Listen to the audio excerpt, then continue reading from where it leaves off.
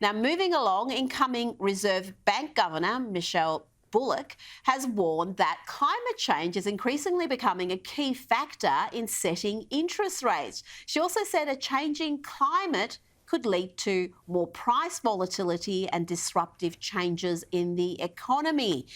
Daniel, should we be surprised by this? Should we be concerned?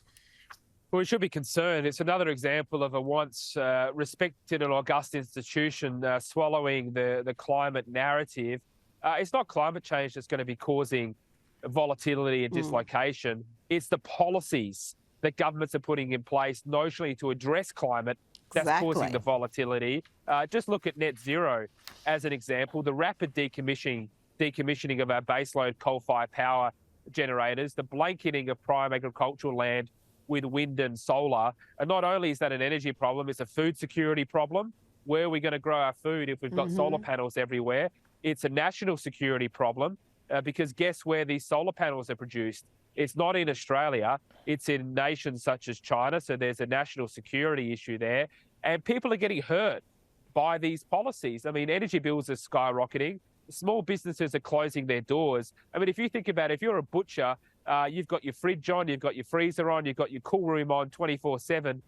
They just can't afford to pay these bills. So it's working families and small businesses across Australia. They're getting smashed by these rising prices from net zero. And I think it's another example of a career Reserve Bank employee who's just out of touch with the realities of working Australians. Now, Bullock has also warned that high power prices could get even higher if the closure of coal-fired power plants is not matched with renewable generation and storage capacity. Nick, again, this is madness. We either use fossil fuels like coal, use gas, or we use nuclear. We can't rely on renewables for baseload power.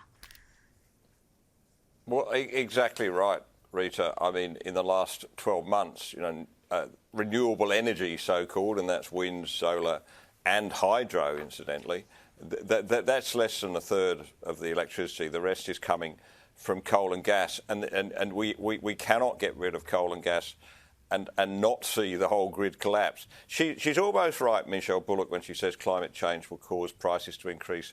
More accurately, though, it's climate change panic that will cause prices to increase. And that's reflected in the fact that there's no organisation here, right? Coal-fired power stations are being driven out of the market because of the subsidies and the priority given to intermittent renewables when they're on. And that is what is causing the big problem. Just remember, Chris Bowen, of course, was promising $275 off your power bill every year by the end of this term of government.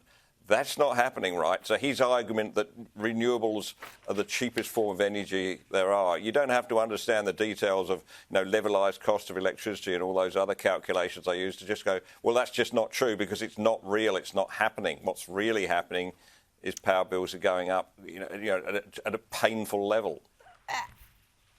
And everywhere where they've gone down the renewables road, that has been the experience.